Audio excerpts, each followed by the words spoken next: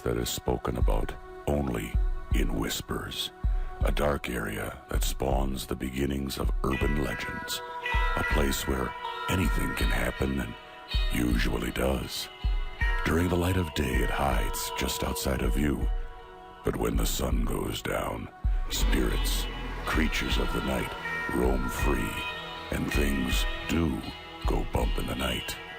It is in every state and every country, and there is no escaping it, no matter how safe you feel behind your locked doors and latched windows.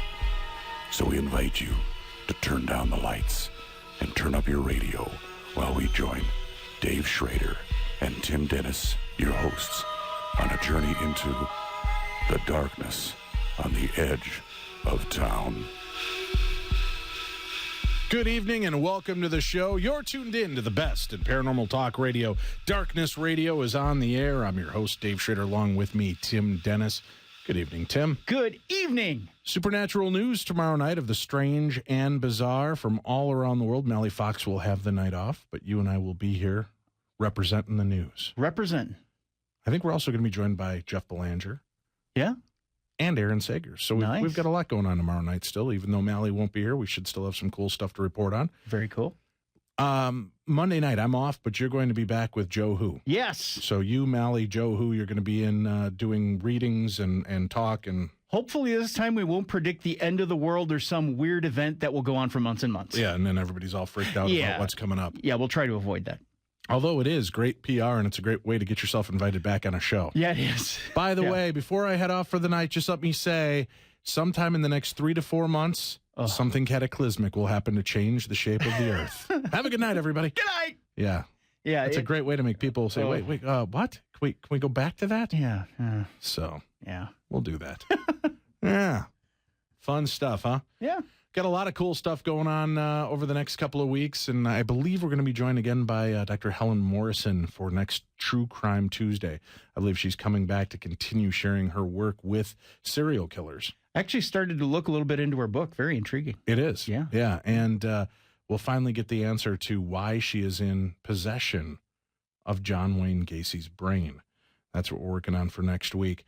A lot of interesting stuff, so keep tuned. We'll let you know as we continue this weirdness with the True Crime Tuesday. And I've got a lot of people, if you have cases, stories that you think would be fascinating for us to cover, and you have connections to the authors, researchers, or investigative reporters involved in the stories, you can always email them to me at dave@darknessradio.com, dave@darknessradio.com, and we will evolve and continue to grow that show and find out more that we can bring to you on True Crime Tuesdays.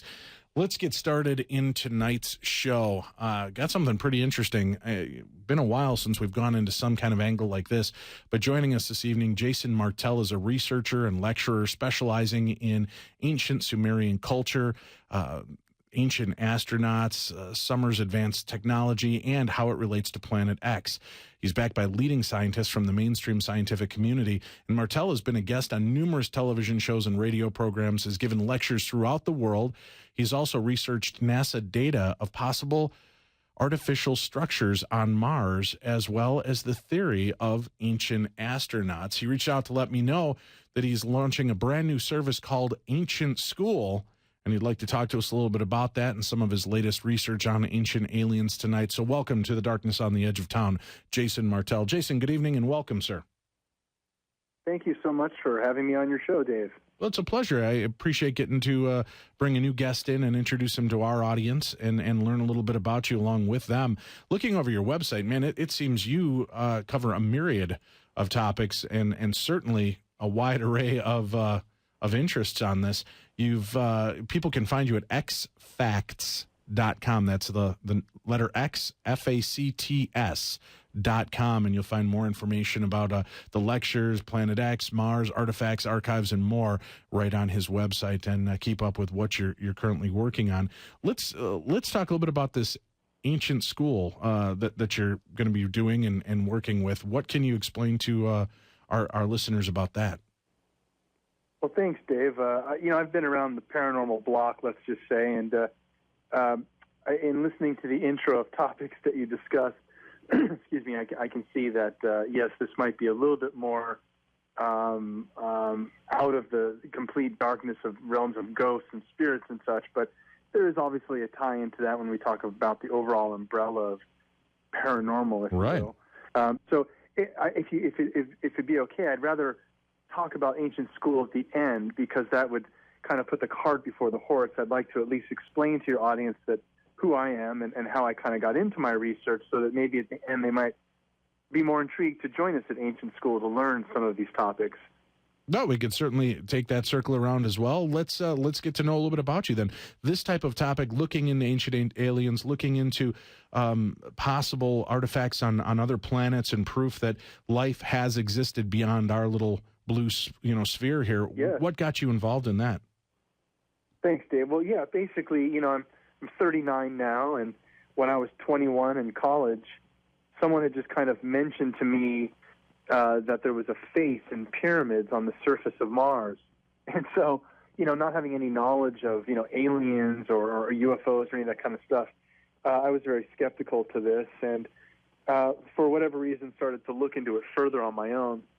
And at the time, attending college in San Diego, I found out that the principal photographer that we place cameras on all of our orbiters that go to Mars over the last couple decades now, they're pretty much 90% of them controlled from one company in San Diego called Malin Space Science Systems. So as a college student in San Diego and finding this out, I wanted to know about these structures on Mars, this face and pyramids, which we'll talk about tonight a little bit. So I called Dr. Mike Malin, just a college student, and said, listen, is there any possibility that the face and pyramids are, artificial? And he was like, well, no, these are all sand and natural weather eroded objects. There's no signs of artificiality in what we see. And Dave, this made my eyebrows raise a little, because I was able to find 5 to 10 peer-level review scientists that held PhDs in image analysis of satellite telemetry.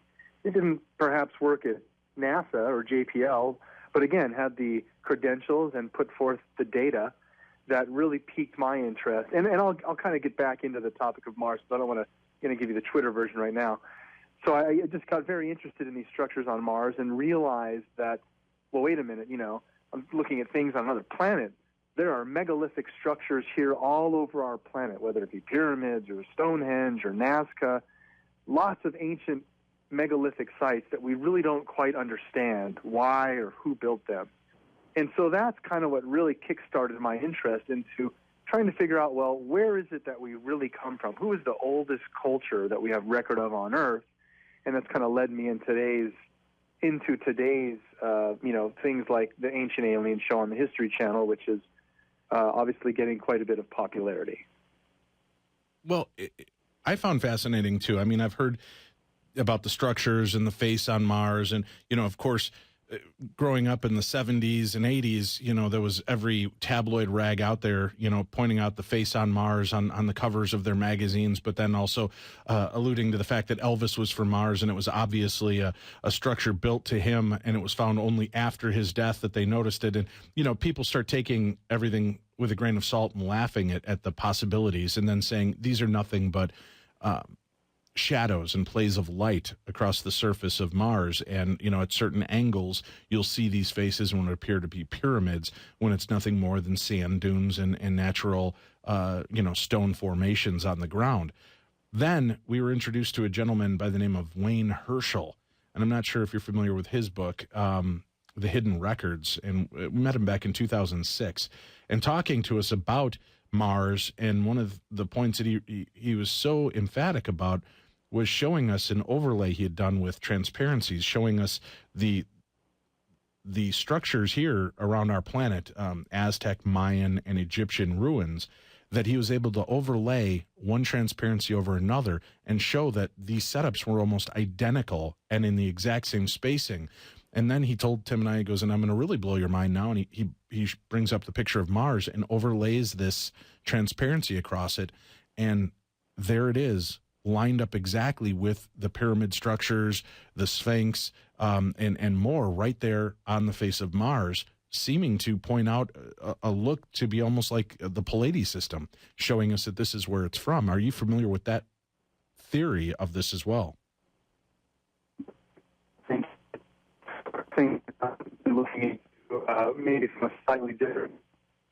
Ooh, we're losing you. We've got a really bad connection right there. I don't know if you've moved or if we've the storm is hitting across the United States and messing with satellites. Can you hear us? You find that. Well, why don't we do this, Jason? We're going to take a quick break. We'll come back to you and see if we can maybe clear up the line or get a different number to reach you on during the break. Stay tuned. More of the best in Paranormal Talk Radio continues right after this.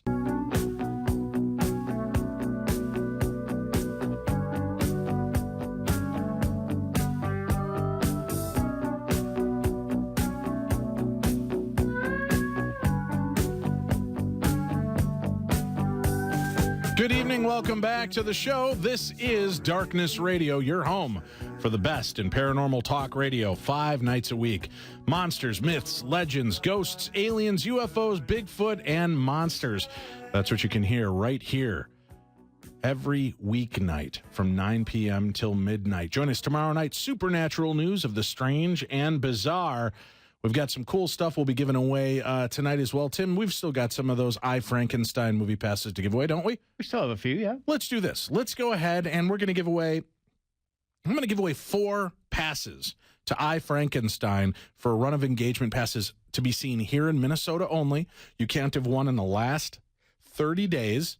But if you'd like to go see it, and I enjoyed the movie, I thought it was a lot of fun, much better than a lot of the other, like League of Extraordinary Gentlemen or Van Helsing, even the werewolf movie, which I thought was kind of a flop and a failure. I really enjoyed I, Frankenstein. And if you'd like to check it out, you and a guest, here's what we have you to do. Just give us a call right now. We'll take the first, 4 callers, Tim? Mm-hmm. At 651-989-5855, 651-989-5855. Tim will take your information, and they will mail those passes out to you. Just a side note. Yeah. Because I kind of like these people. Uh-huh. Not as much as you I do. love these people, too. I kind of like them. The grand prize winner out of all the people that are winning these I, Frankenstein run You of mean we have engagement more to passes, give? Well, just a little bit. Okay. They get an autographed movie poster. Very cool. They'll be entered into a drawing. There'll be one grand prize So winner. everybody we gave free passes to last night and all the people Right. we're going to give free passes to tonight, Right. they're into a drawing to get an autographed poster from I, Frankenstein. You got it. Who's autographing it, you and I? Probably. No. I bet it's Aaron Eckhart and Might be. all the great people involved in the movie. It could be, yeah. All right. Well, we're going to take those first 4 calls. Let's get back into tonight's program. Ancient aliens and amazing artifacts. Talking with our guest, Jason Martell. You can find more information about our guest at his website, xfacts.com. That's xfacts.com. Before the break, we had an unfortunate problem with the phone system, but my quick recap of the question to you, Jason, talking about the possibility of structures on Mars. Wayne Herschel did quite a bit of astounding research where he actually showed Tim and I a transparency overlay of the Aztec, Mayan, and Egyptian ruins and showed that these mapped almost identical in every way, shape, and form. Civilization spread across the world, no way to share or show each other what they were doing, yet the formations and building structures all the way down to the Sphinx-like objects matched up. And then, to blow our minds, he took the transparencies and laid them over the ruins on Mars, and lo and behold, it matched up there as well. His belief and claims showing that this, in fact, this exact diagram was showing that it was from the Pleiades systems, and he believes that that's a key to understanding our place in the universe. I'm wondering if you've heard of this theory and what your take is on that. I am familiar with William Herschel, the name. I do not follow his research directly. There are several theories and ideas floating out there today, and that's the beauty of looking at alternative sciences is if you have evidence to back up a theory, then why not put it forth?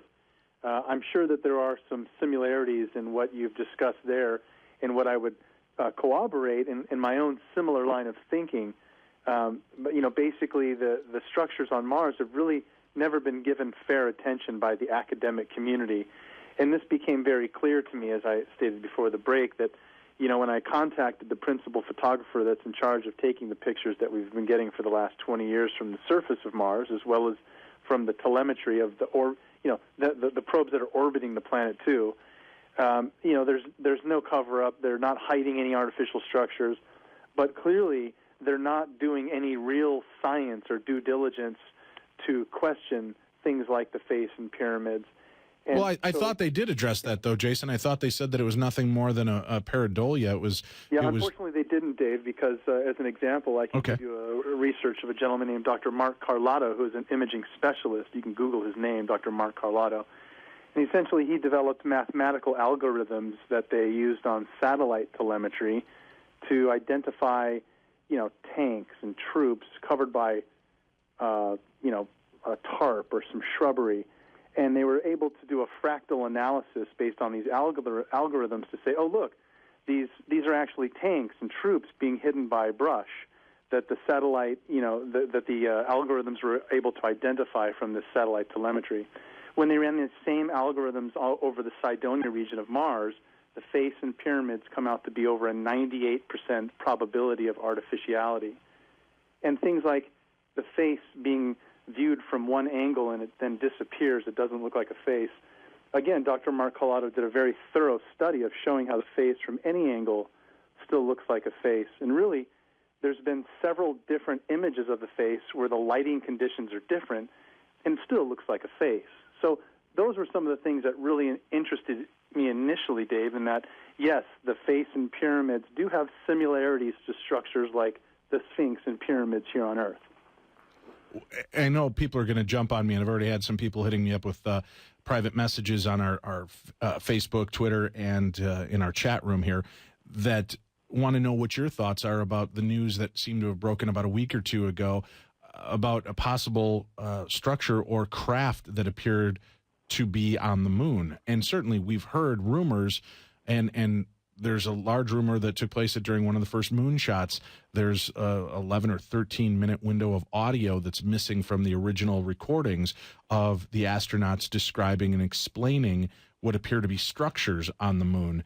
Ham radio operators in Australia, New Zealand, I guess, were able to actually find, they actually recorded it at the time when it took place. And those are some of the only recordings that exist. And sometimes they show up on YouTube or on different online systems and then vanish shortly after. What are your thoughts, about the original claims that there were structures on the moon and the new claim that there was a large craft or possible building formation on the moon that was just witnessed?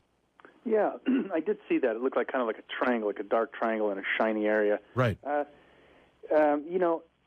personally, although I don't in my lectures and research focus on modern events, I am personally interested in them, and I've paid attention. And I, in my opinion, believe that, yes, there's been a cover-up in simple terms that, if we landed a man on the moon in 1969, it's not like we would accomplish such a feat and then stop. It's kind of like Intel building the Pentium chip.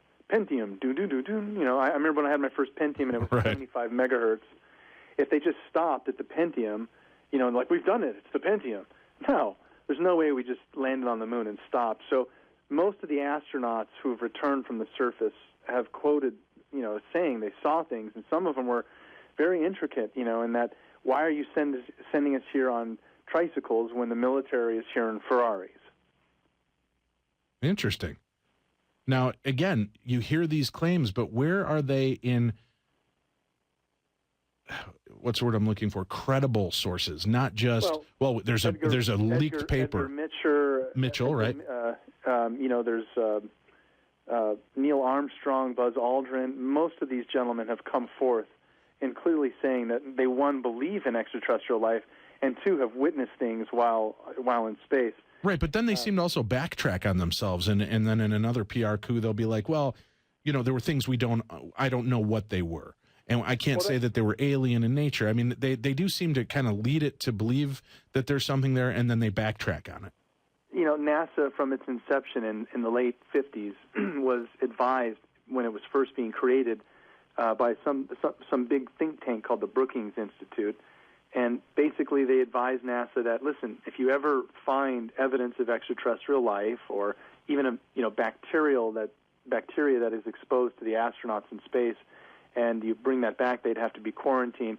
But actually finding any type of actual extraterrestrials, the sociological, psychological, and economic impacts on our society require that information be, either quarantined as well or withheld for the public's interest. And this is, again, a report done by the Brookings Institute, and it's pretty infamous by now.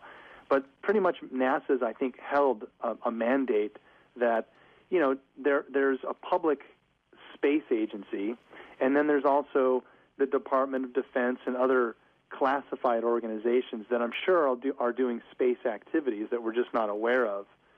So it is very hard to pierce that veil. And as I said, I focused more on the ancient evidence because there's a plethora of that to point out we have a lost connection with an advanced civilization that has existed here on Earth, but possibly off-planet as well.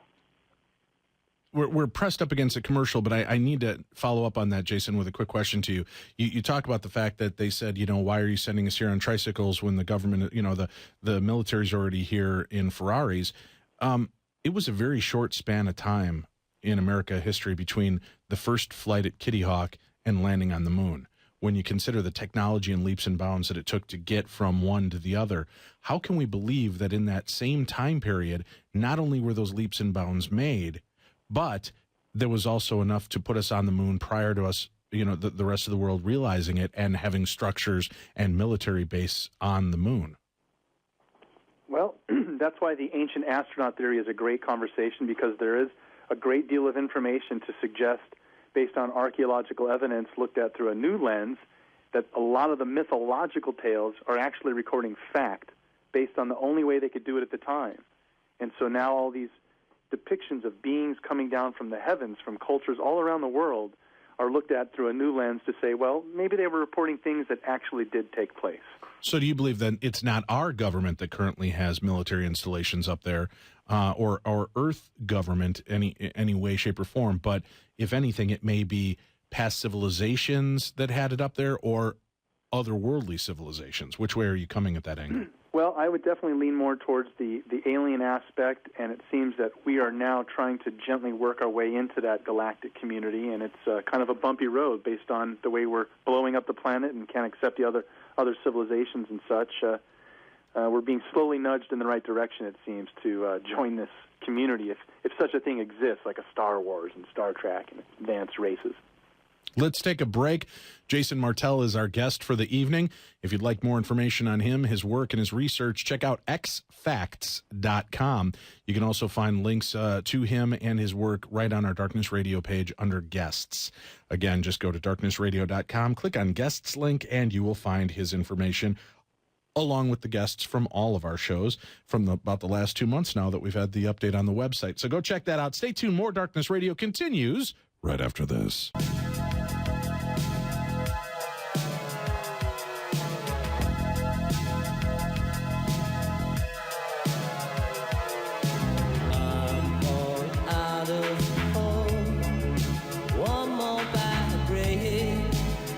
Could bring a fall when I'm far from home. Don't call me on the phone to tell me your love. It's easy to deceive, it's easy to tease, but hard to get released.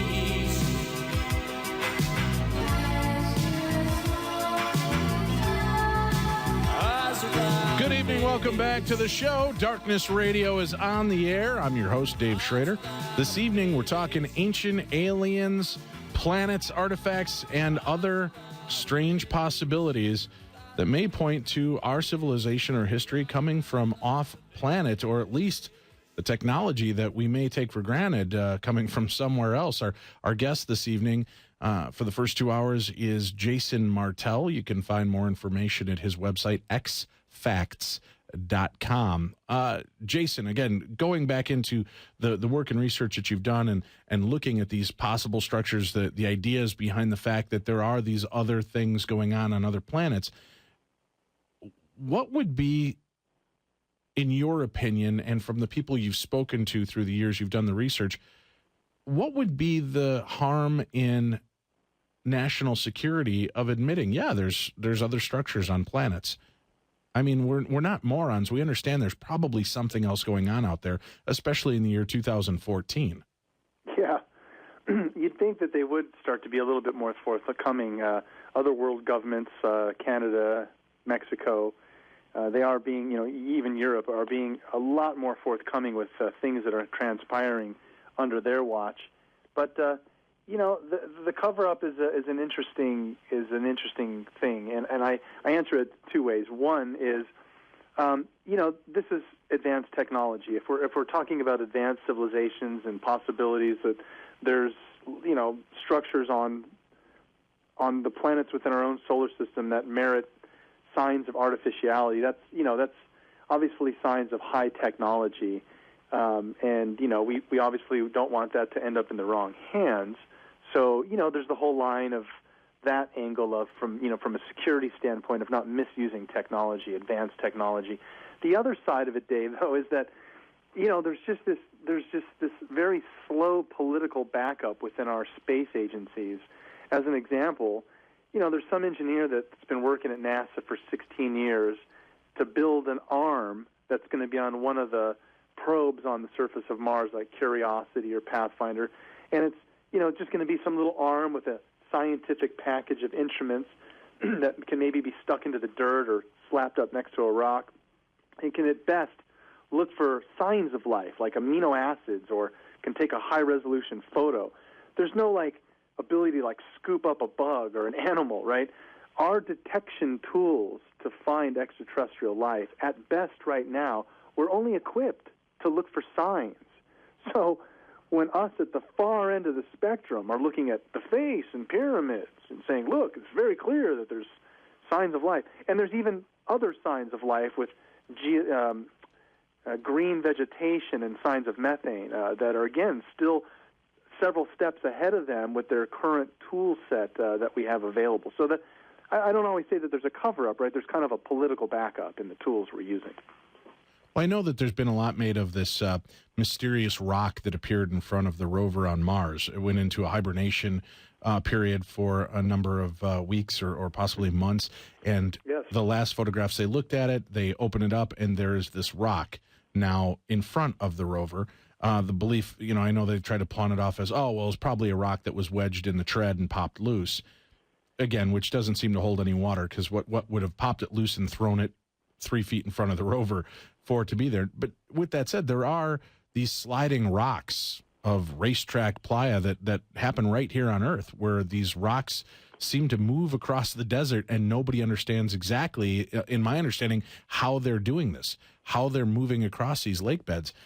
Do you believe that this rock, again, is some form of proof that something is there chucking rocks at our probe, or do you think it could just be the same kind of weird phenomena we have going on here on our own planet? Well, that's a good point, Dave. I mean, what I would say is I'd answer it in a slightly different way, in that where that little shiny rock is in an ancient lake bed. Mm-hmm. And what's really interesting is, again, that there's signs all over Mars of ancient water beds and flowing water. And NASA has a tendency to release black and white images. And anyone can go through the Mars Global Surveyor archives. Again, these are images from Dr. Mike Malin in San Diego. But the Mars Global Surveyor and most of our orbiters around Mars, they take black and white photos.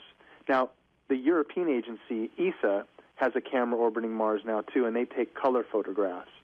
And so where that little shiny rock was, Dave, is an ancient lake bed, and various other areas of these ancient lake beds, like Gusev Crater. Anyone can just Google that like Google Images, just Gusev Crater. NASA shows you dark, oily streaks in a black and white photo. The same longitude and latitude from ESA in color shows large patches of green that look like grass or some type of vegetation. And that's consistent across Mars, as we're seeing literally standing beds of water, what appear to be forests, and, these are all in black and white. And unfortunately, ESA, the European Space Agency, only covers some of the same patterns that NASA is looking into, and those overlaps reveal very interesting detail from black and white and color. With the information that they're garnering from this, do you have any idea why they haven't bothered to put one of the rovers down near these structures that appear on Mars? Why they've chosen the area that they have chosen instead? Yeah, well, it would make sense to say, oh, listen, it's nothing but a play of shadows and crap. Here, we've even landed the rover right in the middle of the face, and we're looking off to the left. Awesome? There's nothing there. I would be just stoked, and I'd be tuned in live as best as possible, even though they don't really do live anymore. But no, that's a good point, Dave. And unfortunately, again, I think that's part of the political backup in the sense that the face and pyramids, these, subjective objects to their eyes are very tunnel visioned in that the tools they're focused on and using are there to collect, methane samples, amino acids, not to look at possible artificial structures of whether or not it's a face or a pyramid. So, but doesn't that seem absurd? Because we want to go to Mars to see if there's proof of life. Let's go to an old, dried-up lake bed. Or let's go park it right next to what could be a superstructure on the planet. I got an answer for you, though, Dave, because changes are coming with private-funded space expeditions. Right, but how far are we from that? I mean, Virgin has been working on this this flight deal that's going to take us up into the atmosphere. And No, not people, drones. And I'm not talking about Amazon delivering your books or getting a pizza, but privately funded drone technology that will allow you to, for a small fee, take control of it and look at things going on other planets and possibly orbiting other planets. And I'd say that's probably within the next 10 years. And that should really, interestingly, open up a new bag of tricks for covering up whatever is going on in space. Right, but don't we then run into the problem, which I guess could be said for even the NASA programs, that if this is a privately owned drone and the information that we're getting, couldn't that be corrupt? Couldn't a feed be sent to make it look like it's coming from that drone when in fact it's coming from, Sound Studio 83 over in Paramount Studio lot? People can already look into Googling just like asteroid mining operations, and as you mentioned, like Bronson and Bigelow and various other conglomerates that are putting together like the X Prize. There are a lot of things happening, maybe not in the public eye just yet, but there is a lot of crowdsourced funding and things taking place that will allow new sets of tools to be very ubiquitous and quickly deployed that, I think it's going to be very hard to, keep things quiet when we can deploy this type of technology. And it's not really super advanced. It just takes a little bit of funding and some good minds to put their heads together. Let's take another break. We'll come back. We've got another hour and 15 minutes with our guest, Jason Martell from xfacts.com. That's xfacts.com. We'll be back with more of the best in Paranormal Talk Radio right after this.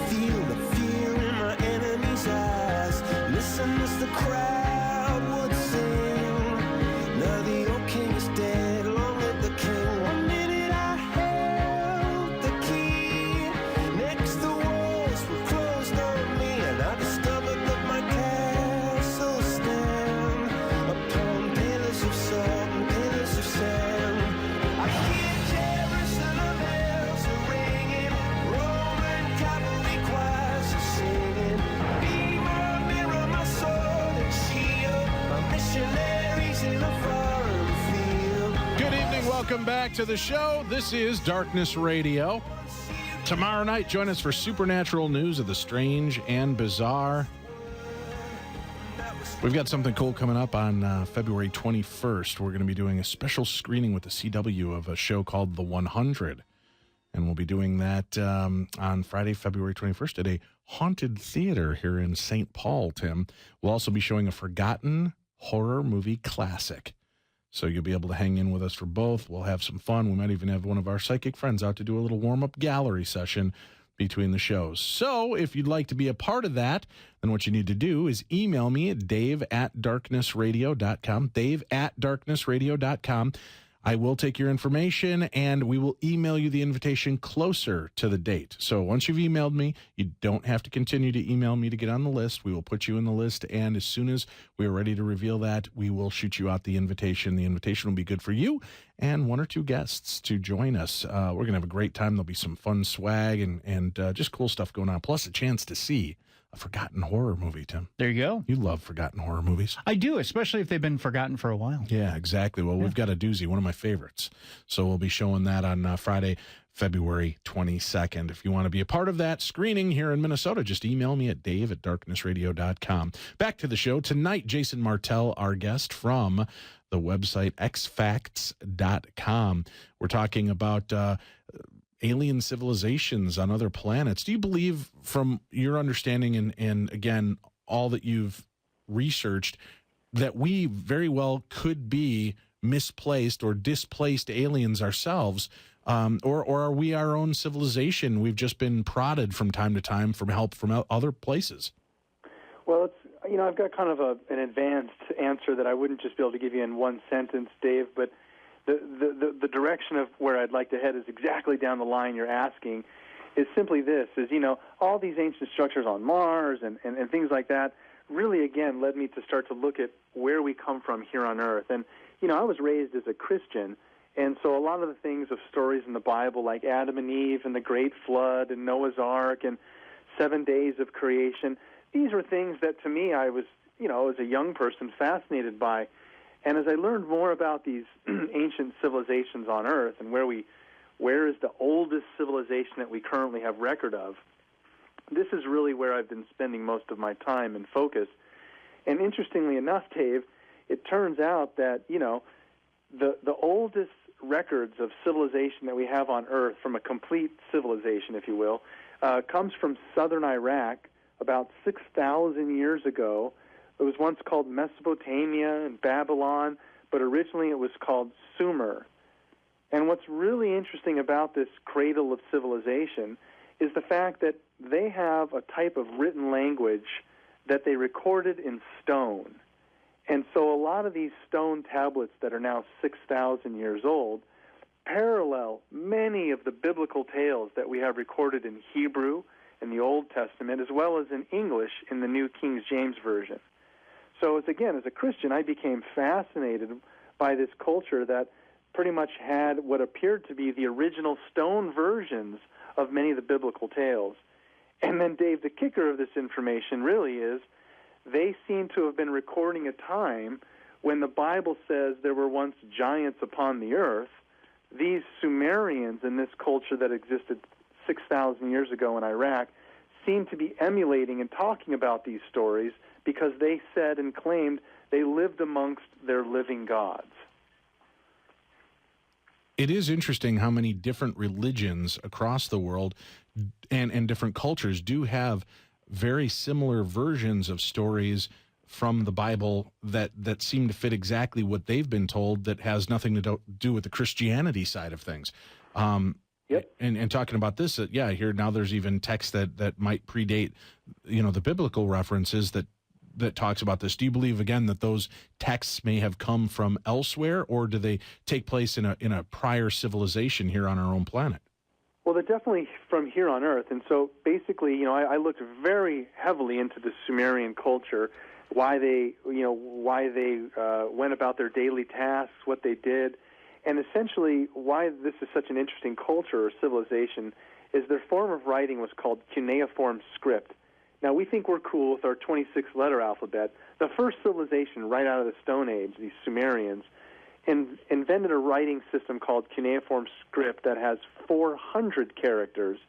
And a scribe, someone who can actually read and write the cuneiform script, which is a great skill, they would use something that looked like kind of like an oversized screwdriver, and they would turn it and twist it in wet clay, writing out the document. Then they'd stick this clay tablet in a kelm, a primitive stone, and would harden the stone, literally keying that phrase, writing in stone.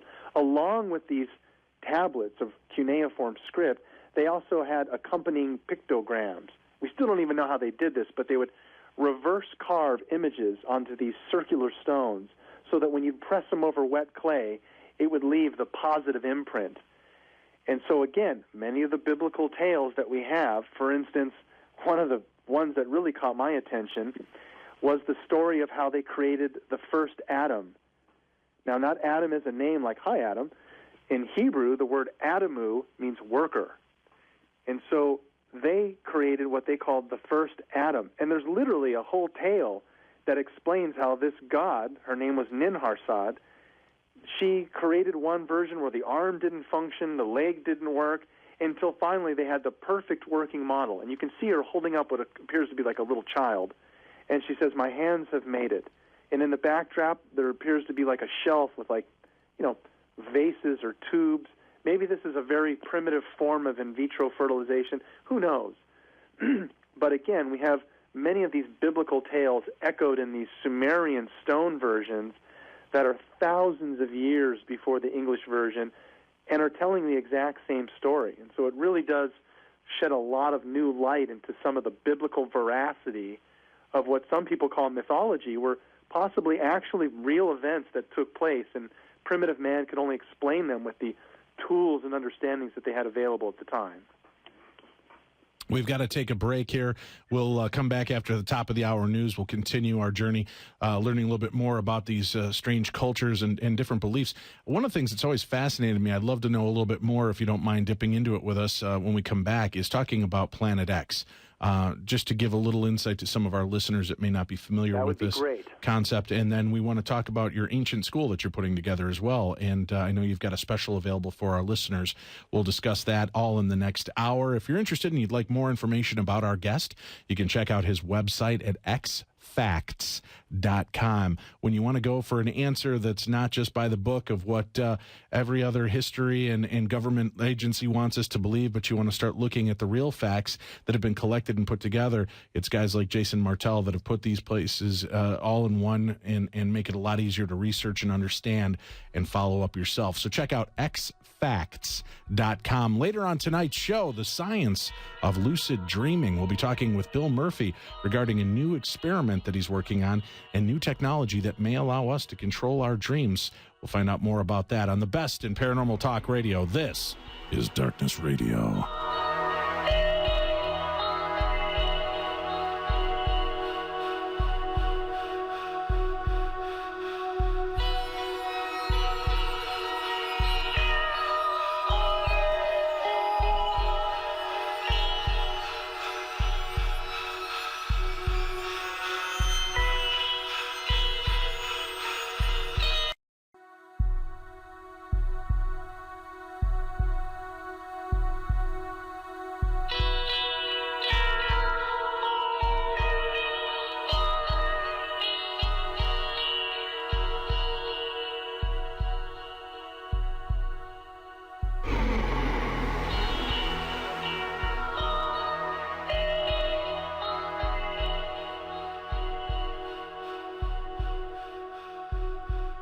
Good evening. Welcome back to the show. This is Darkness Radio. You're tuned into the best in paranormal talk radio. Aliens, ghosts, monsters, myths, and legends. We cover it all here 5 nights a week, Monday through Friday, 9 p.m. till midnight. I'm your host on this journey, Dave Schrader, along with me, my own Igor, Tim Dennis. Speaking of Igor, Tim. Just a hunchback. Well, and you go out and get brains for me from time to time. No, there's that. Yeah. I mean, middle of the night stuff. I can't sleep really, so I got to do something. Frankenstein, Timothy. Yeah. I Frankenstein. Do we still have some passes to give away? Let me look here. I know we've got some. Speaking of digging fun little stuff movie. up. It's out and about right now nationwide. And for those of you listening in Minnesota that you'd like to attend, we've got some run of engagement passes good for you and a guest. And tell them what they can win, Tim. We have 2 pair left. We have 2 pair left. Yep. 2 pairs. So let's ask our guest, Jason Martell. Jason, in 1 to 20, what are your 2 favorite numbers? 7 and 9. 7 and 9. If you're the lucky 7th or 9th caller, we'll get you and your friend a pair of passes to see I Frankenstein here in the Twin Cities. You cannot have won anything in the last 30 days from our station, and they will email these passes out to you so that you can go out and enjoy the movie. Again, I enjoyed it. 3 stars on my book. I thought it was a lot of fun. So if you want to check it out, be the 7th and 9th caller right now at 651-989-5855, 651-989-5855. Tim will take your information and get you set up. You'll also be entered into a grand prize drawing for an autographed movie poster. That's right. Yeah. So all of the winners from last night and tonight, we're going to take all your names, jumble them up in a big hat, and then I guess they're going to do a drawing for us, and eventually you'll win that prize package. And if they let us know who the winner is, we'll mention you on air. There you go. Sound like a plan? Phone lines are lit up. Let's get back to it. Our guest, Jason Martell. You can find information about our guest at xfacts.com. And talking about ancient aliens, ancient astronauts, different civilizations, the possibility of structures on other planets. Why are we hiding these things? What's going on? I would just kind of flashing back real quickly before we start talking about Planet X in this segment. You know, it's one thing if our government decides to keep us in the dark about this, but there have been other government agencies that have sent satellites up that can get imaging from the moon and see these things, and have put their best space tech up there checking this out. You would think it would only work to their benefit to undermine us and release, we found these structures, this is what's going on, which then makes the United States look like they're hiding things and starts causing all kinds of disruption among our people. Wouldn't that be what every government would want if it was truly up there? This is a great needle hole to get in and stick it to us. Well, it's a very complex question, Dave. It's an esoteric topic about the UFO cover-up, the modern cover-up. If you go to any government installation, I say government installation, if you go to any classified installation that's within the borders of the United States, like an Area 51 or some of these sites out in Nevada that are test sites, none of them are guarded by U.S. Air Force or military. They're all private security organizations like Wackenhut Security. The reason is, Dave, is I personally think that alien technology, for whatever reason, exists by certain private corporations here on Earth, and they license it to just about every world government and military organization. But our own government or our own military, like the U.S. Air Force, are never going to publicly admit that they are hiding aliens or that they're working with aliens. But there do appear to be these private corporations that are doing extremely advanced research and are possibly subcontracted by the government, but are not directly the government. All right, well, let's start talking about Planet X. I know there's been stories, books, things that have been written about this. I'm still not even sure I really understand what Planet X is and exactly what's going on. So maybe you can give us your interpretation of this and what research there is to back that this may actually exist. Before the break, we were talking about the idea that the ancient Sumerians, the oldest civilization we have here on Earth, left us a plethora of stone tablets and pictograms that describe their daily lives and had very accurate mathematics as well as systems of laws and courts and judges. They were the first ones to invent the 360 degrees of a circle. So this Sumerian culture had a plethora of information. But, Dave, the part that was really interesting is the fact that they talk about a time when they lived amongst their living gods. They called these beings the Anunnaki. And the term Anunnaki simply meant those who from heaven come to earth. Now, it was very sacred information that a high priest would sit with a scribe, someone who could read and write cuneiform script, and they would record this sacred information from the gods directly. And a lot of this is stored in Sumerian tablets that we still have to this day. They recorded very accurately. All of this leads up to Planet X, by the way. That's fine. I follow. They recorded very accurately on these stone tablets observations of the planets over hundreds of years. This was sacred knowledge to the high priest. They literally could tell you on a specific day, 50 years in advance, on when there would be a solar eclipse or a lunar eclipse. They literally gave the distance between the planets and what the planets like Pluto and Uranus look like as if you were viewing them from space. Now, we didn't know this until the late 70s and 80s with the Voyager and Galileo probes. That's unbelievable. But the telemetry and colors matched these ancient Sumerian descriptions from 6,000 years ago.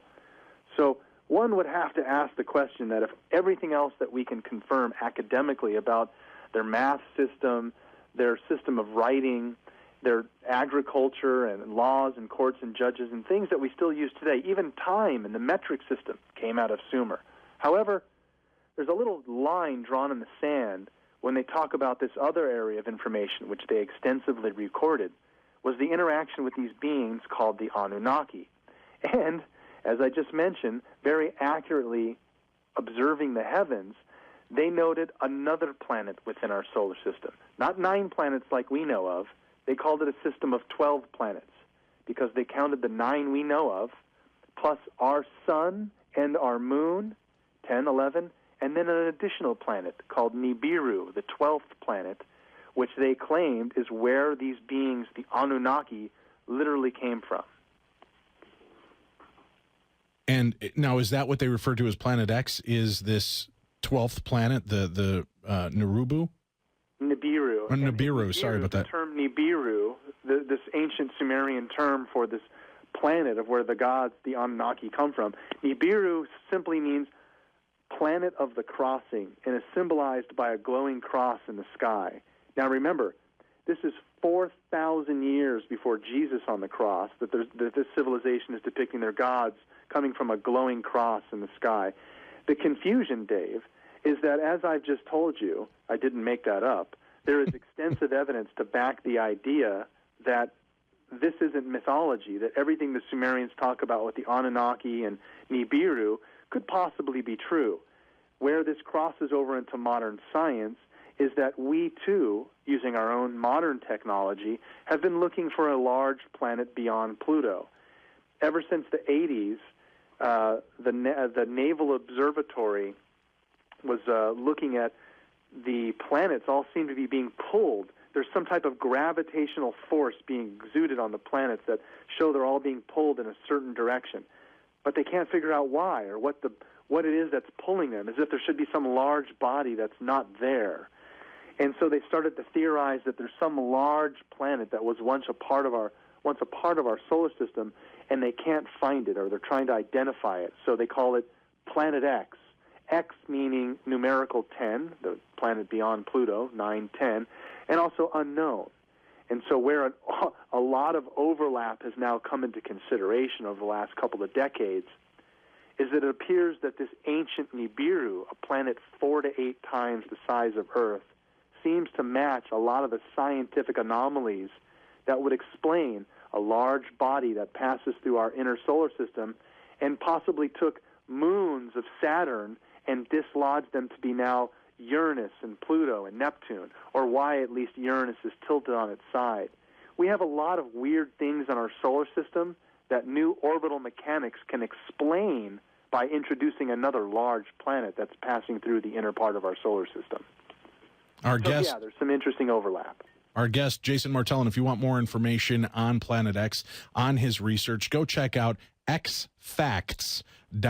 That's xfacts.com. We're going to take a quick break. When we come back, we'll talk about some strange artifacts, including one. Again, this story came out a while ago, but people have pounded me today with emails before I even mentioned that you were going to be on the show, talking about this strange rock that appears to be a 3-prong plug-in from ancient times. We talk about things out of place in time. We'll talk with our guest about some of this ancient technology and the lost ark, what it really could be. Stay tuned. More of the best in paranormal talk radio right after this.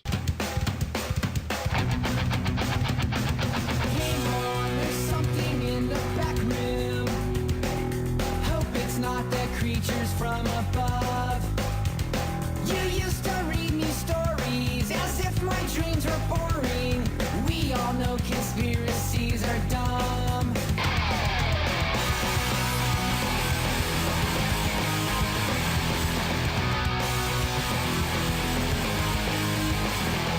What if people knew that these were real? Leave my closet door open all night. I know the CIA will say what you hear is all hearsay. Wish someone would tell me what was right. Good evening. Welcome Welcome back to the show, Darkness Radio on the air. I'm your host, Dave Schrader, and tonight our guest, Jason Martell.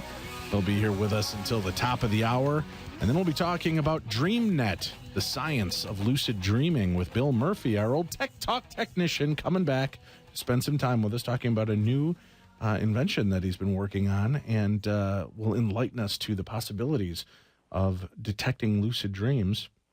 We'll find out more about that in hour 3 from 11 to midnight Central Time. Right now, though, back with our guest, Jason Martell from xfacts.com.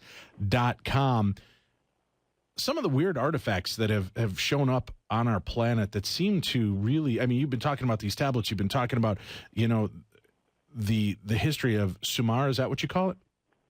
Sumer. Yeah. Now, why is this not more global knowledge? Why don't we realize, and why isn't this built into our telling of history? Is it because even though in a world where we're supposed to still keep separation of government and church, they're still being controlled by some form of churching, and we don't allow the fact that maybe there's information that predates what we already know exists?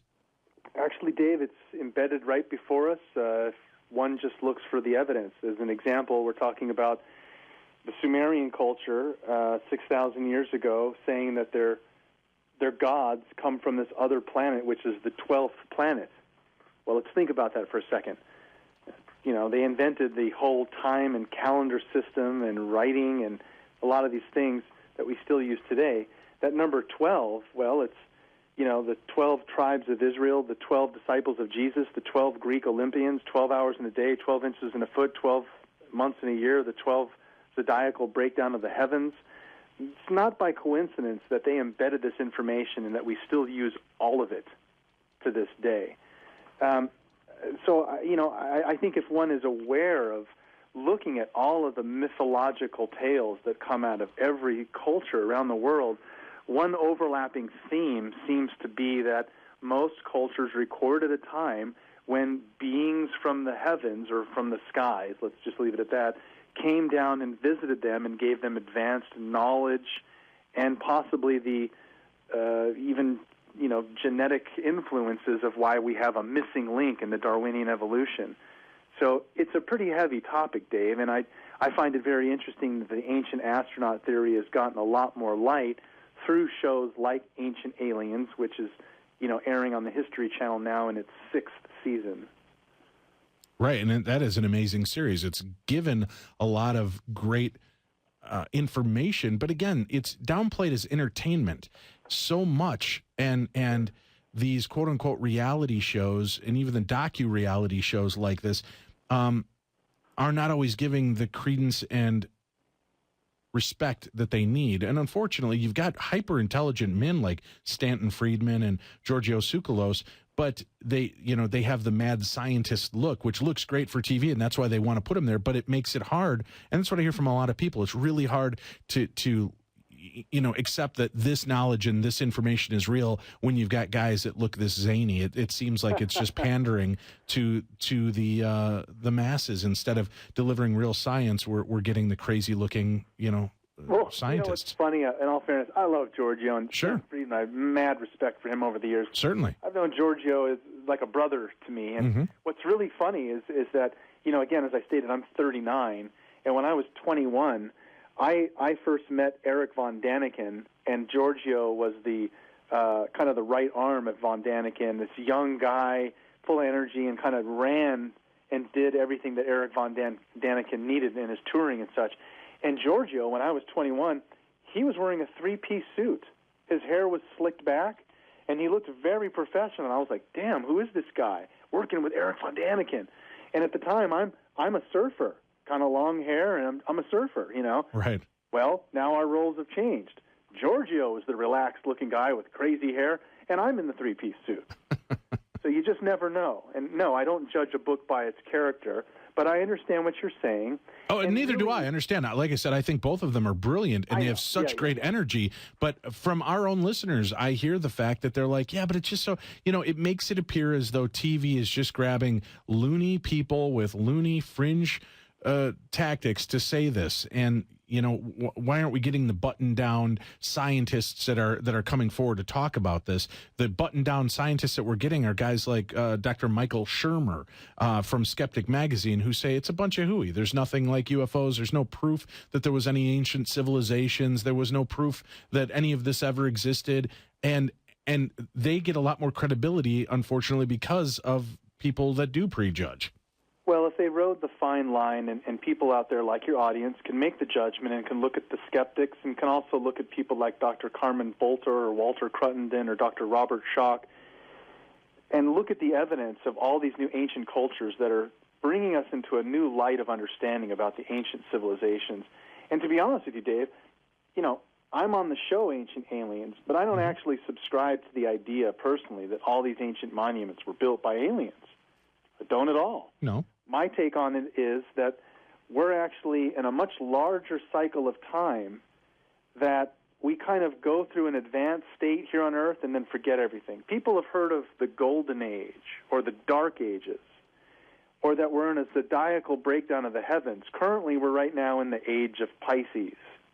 Now, this is an astronomical movement. People see that little symbol on the back of a car that looks like a fish and sometimes has a cross or Jesus in there. That symbol is an astronomical symbol well before Jesus to symbolize the age of Pisces, what we're currently in. About 150 years, we're going to go into the age of Aquarius. What does all that mean, right? Well, Dave, I've been looking into the fact that there is a larger cycle of time. Like the Mayans in their calendar, the ancients accurately tracked a much larger cycle of time that, if you can believe it, lasts 24,000 years and seems to be repeating here on Earth.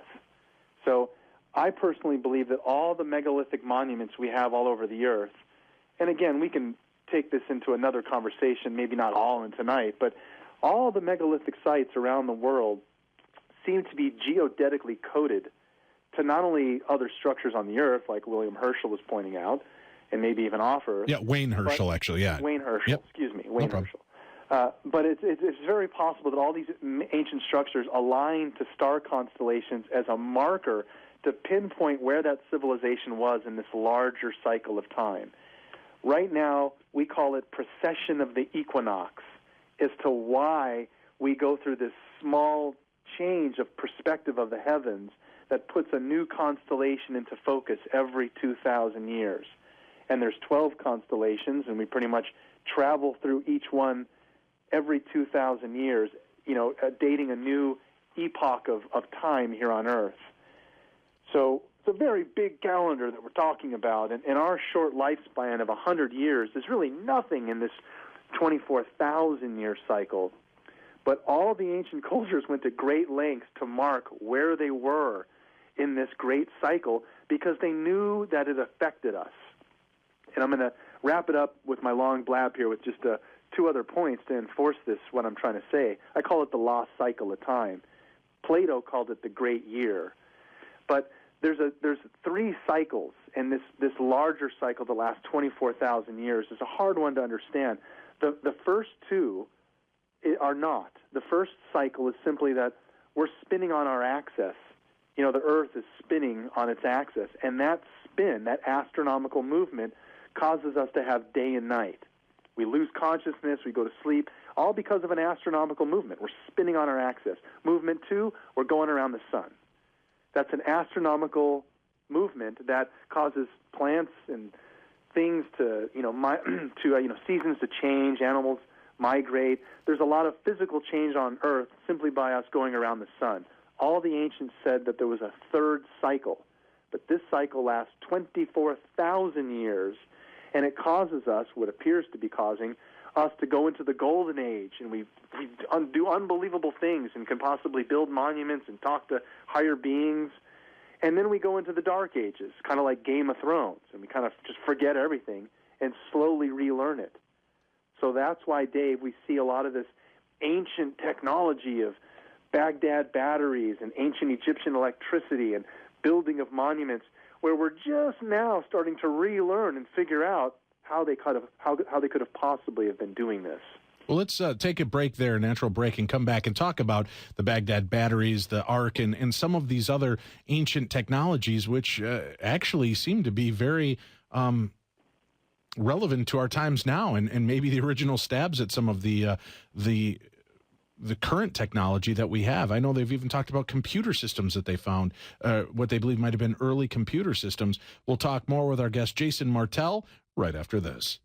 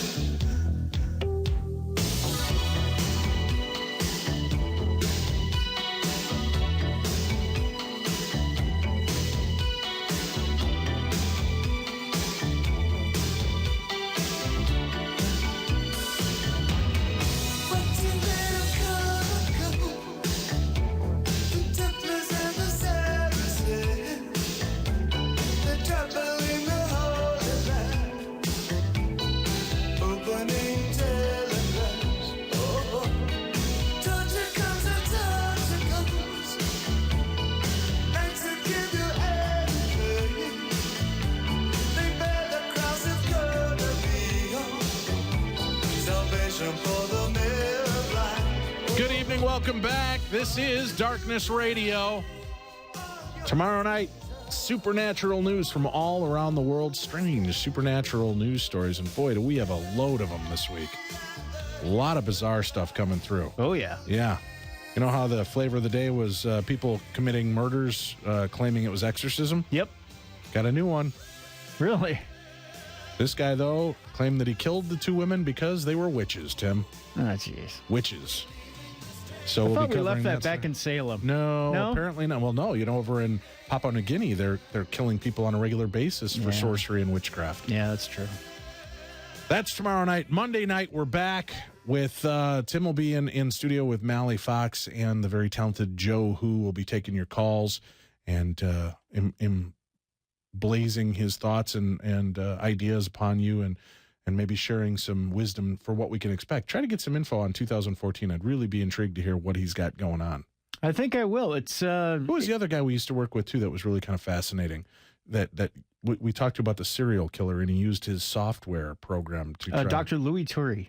Maybe you should see if you can bring those two together on a Monday night.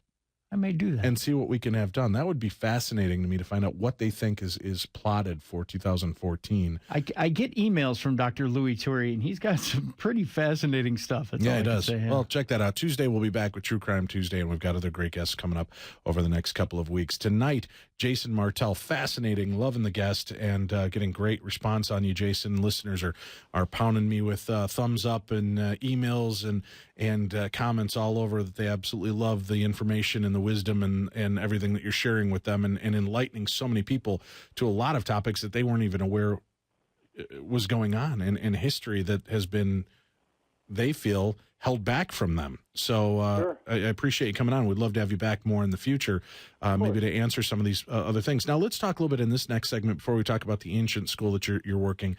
Some of this ancient technology, the batteries, the computer systems, and the Ark of the Covenant, which they believe is actually a generator, right? Isn't that the idea behind it?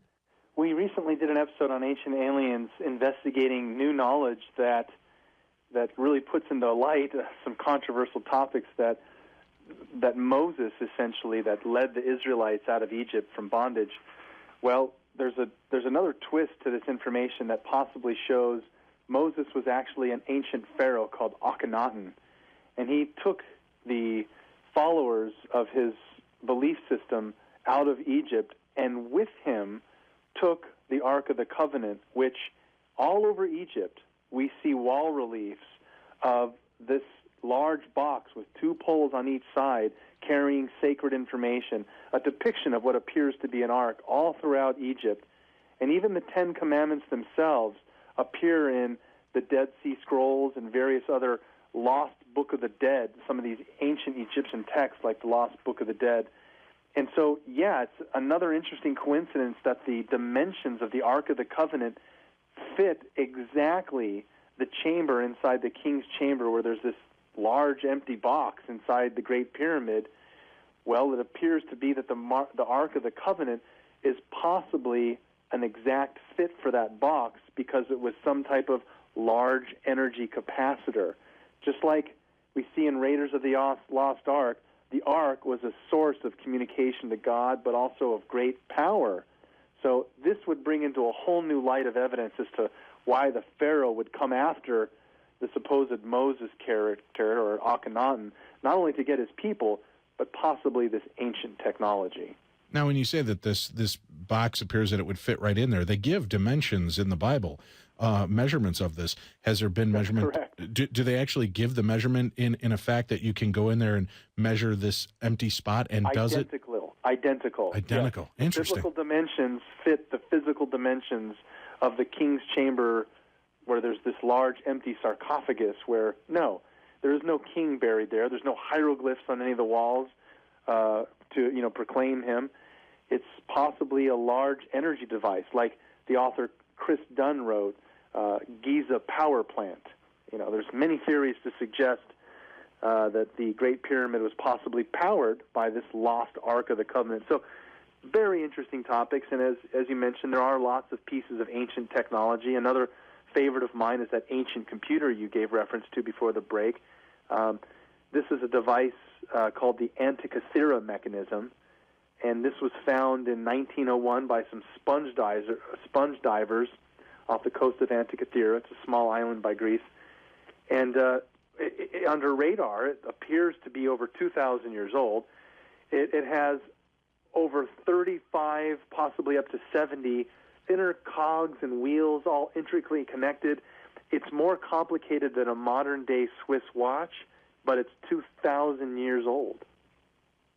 Right, and there's so many of these strange things that have popped up. Are you familiar with this rock that has the 3 prongs coming out of it?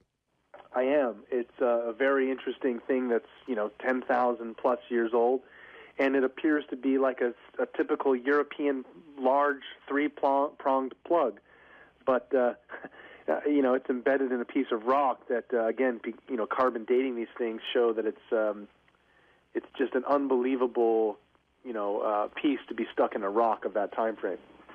It is, and there's these strange anomalies that appear throughout historical digs as well. They've found watches, they've found other pieces that are current day pieces appearing back then. And we've talked about possibility of dimensional or time travel, dimensional portals, maybe explaining how some people go vanishing and missing, and how some technology may jump from time to time. Are there these actual portals? Well, people with knowledge have gone back and have altered timelines.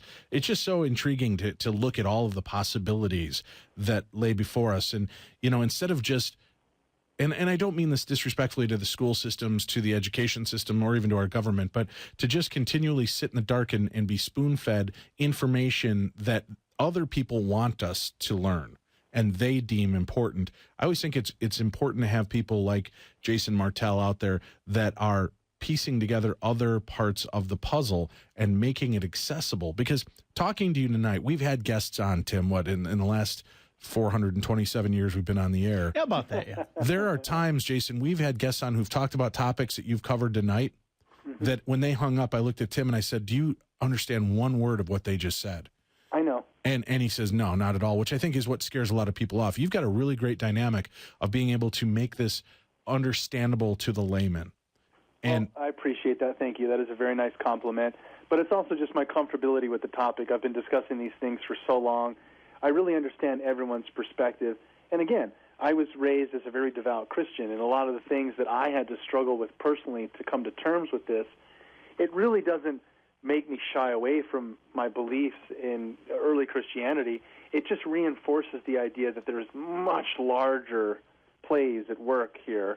And really it's the process of, discovering this information that I find fascinating. I get this question a lot. People ask, what's the biggest piece of evidence from the Ancient Aliens show, or that you could point to, of advanced technology or aliens in the past? And really the overriding answer to that is a scientific term called vitrification. And all that means is that what we see in all of these megalithic sites is the ancient, like Machu Picchu or Pumapunku, or even Giza or Nazca, Baalbek in Lebanon, like the Wailing Wall, the Great Wailing Wall. We see these megalithic stones perfectly cut and fit together without mortar. You can't even fit a piece of paper between these stones. We don't know how they did this, but we can call it a scientific term. It's called vitrification, to explain how they possibly were doing it. Somehow, ancient people were able to heat stones like granite, diorite, the hardest stones on the earth. They could heat stones to a molten-like state, kind of almost like lava. And then you can mold them like putty and carve intricate diagrams and do all these amazing things. And then once the stone re-hardens from a lava state into stone, it fits right into place as it's been molded against these other stones. That's the only way to explain this. But we have no way to explain how ancient man could heat granite, diorite, to a lava-like state. Let's take a break. Before we do, one last quick question before we talk about the ancient school that you're going to be offering up and the deal you've got for our listeners. Kind of a twofold question. You talked about coming at it from a Christian standpoint. Has that affected your belief system in theology as Christianity believes it, with a God, a deity, that type of thing? And more importantly, there does seem to be the proof that there were aliens interacting with us at one point. Do you believe that they continue to do so? If you can give me a quick little shot on both of those. Yeah. Most ancient cultures, speak of a time when they were visited by these gods. And where I studied a lot of my focus was this ancient Sumerian culture.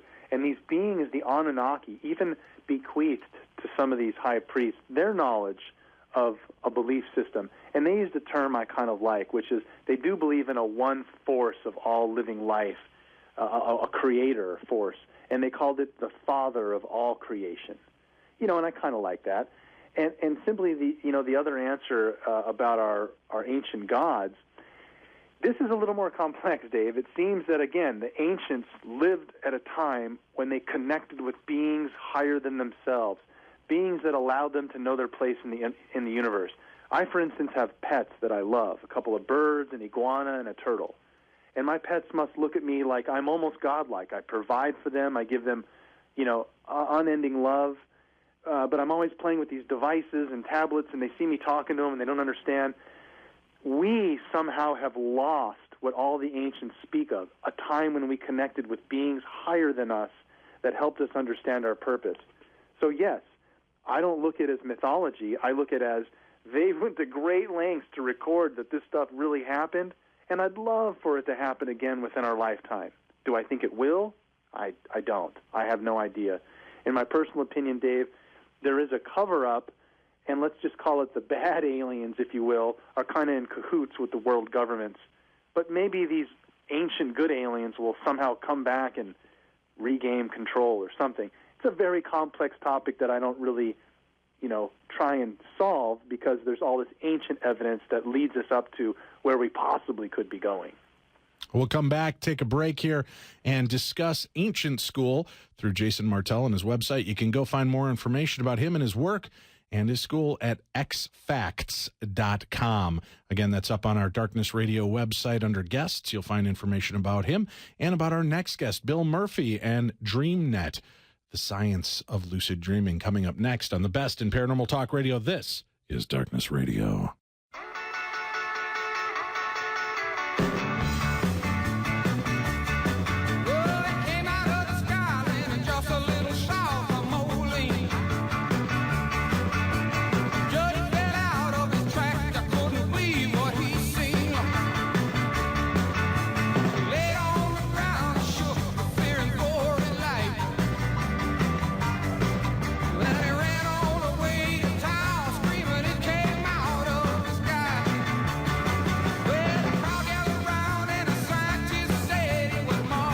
Welcome back to the show. This is Darkness Radio. I'm your host, Dave Schrader. Tonight, we're speaking with Jason Martell from xfacts.com. Ancient Aliens. You can find more information about him and all the work he does on his website, xfacts.com. Got a very limited time here left together, about 6-7 minutes. But let's talk a little bit about Ancient School. What is this, and how can people get involved in it? Yeah, thanks, Dave. Basically, as I mentioned, Ancient Aliens is in its 6th season now, and people are very interested in these topics and sometimes would like to explore it more on their own. So I launched a service called Ancient School, where just like some of the information you've heard tonight, you essentially, becoming a student of Ancient School, receive weekly video lessons where you can log on through Ancient School and be taught these topics firsthand by some of the top experts, including myself. So, yeah, thankfully, I was able to explain, before we came on the air, I scrambled together a little bonus for your guests tonight. And if anyone's listening goes to ancientbonus.com/radio, ancientbonus.com/radio, I'm essentially giving you a free preview lesson of what you'd experience in Ancient School. And then I'm also going to give you a copy of my book, Ancient Alien Artifacts, so you can see a lot of these anomalies and things that we kind of talked about tonight. But, consider becoming a member of Ancient School, because there really isn't any alternative learning mechanisms out there unless you want to just kind of barrage the internet on your own and to see what you can find. And with your permission, we have podcasters all around the world. We support around 30 to 35,000 downloads just from our website, and then it's fed out to Roku, iTunes, TuneIn, and so many other venues. Can put that link, with your permission, on our site at Darkness Radio, so our podcast listeners that check this out over the next week can actually find the link and be able to connect to you as well. Is that all right? That's nice of you, Dave. Thank you very much. Well, I appreciate that. And with the future of what you want to do and make this more accessible to people and understand this, what are you hoping? I mean, are you hoping there's some kind of enlightenment that starts with people and that they start spreading this information like wildfire, so that people do start expecting more from our governments, more from our education system? Where do you want this to go? Well, I'm all for that, Dave. But to be honest with you, it's a little bit more basic than that. Most people who broach these topics find it very challenging. While they might find it fascinating information, they find it difficult to convey it to other people. Mm-hmm. Certain evidence points or lines of communication that make a logical story, kind of what we discussed tonight. So I'm hoping that Ancient School will arm people interested in the ancient astronaut theory simply with a way to further collaborate and say, well, hey, go log on to Ancient School, or can cite evidence and facts that we show in lessons, so that people will be better armed to talk about the ancient astronaut theory from, again, a realistic standpoint of, I can't force you, Dave, to believe in what I'm telling you. All I can do is say, listen, here's a bunch of stuff that's influenced my opinion. How does it influence you? It's remarkable. I love the ideas behind opening up and learning these other things. And like you said, sometimes you hear about it. It's fascinating. As I would drive home late at night listening to Coast after hanging out with my buddies watching the game or whatever, and I would hear these, and then you try to go to work the next day and re-explain these ideas and theories. And you stand there with this deer in the headlights look from the people you're speaking to, and then you start to realize Exactly. You're even confusing yourself on what's been spoken. So it shouldn't be this hard, right? I mean, there's a lot of great information out there. But again, how do you discern between really great information? Because let's face it, there are some people out there that look the part and speak the rhetoric, and they are convincing as hell. And then later on, you find out that which they've been sharing all this time is nothing but garbage, based loosely on a scrap of paper that was found. I know.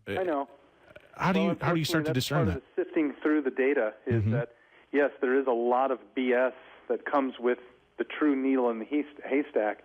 And so that's why, again, I hope that Ancient School will help make that an easier process to go through. But yes, Dave, anyone who really tries to do the due diligence and learn about these topics, one, usually becomes a believer that there's a lot more being told than we're shown.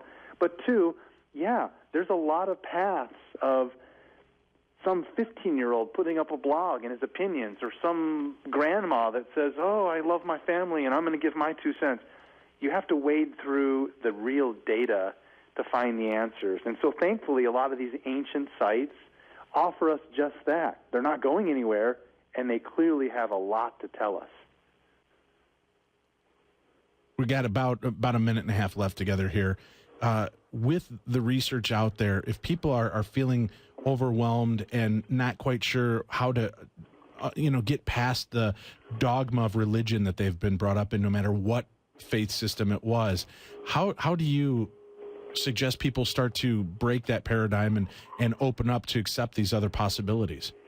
Well, you know what? If I were talking about these topics in India, like the ancient astronaut theory, I'd be out of a job, because it's well known all throughout the sacred texts of India, the Mahabharata and these ancient Vedic texts, that of course we were being visited by higher beings and the gods had technology. So in other countries, it's really not that taboo. It's just kind of here in the U.S. So really I'd answer that by saying, Dave, that people interested in these topics, and I get lots of emails from people, struggling with their own belief system, mostly Christians, that hear this information and say, well, as I look into this, I can't deny the parallels, and what does this really mean? People need to make those decisions for themselves. But thankfully there is, several good resources that one can choose to pursue and make the decisions for themselves about learning where do we really come from.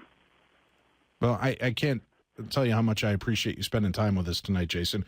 And as you get more information or other things you think you'd like to break down for our listeners and make a little bit easier to digest and understand, please, again, reach out to us like you did this time. We'd love to have you back with us in the future. It'd be my pleasure to come back on in the near future, Dave. Check out the website, get information, and educate yourself and your friends. This isn't something that's just hidden anymore. You're not going to be scoffed at and looked at strangely. This is water cooler topic. Share the website, xfacts.com. You can also check out ancientbonus.com/radio to find the special that he was talking about this evening with Ancient School. Stay tuned. DreamNet and the art and science of lucid dreaming with Bill Murphy. That's all next here on the best in paranormal talk radio. This is Darkness Radio.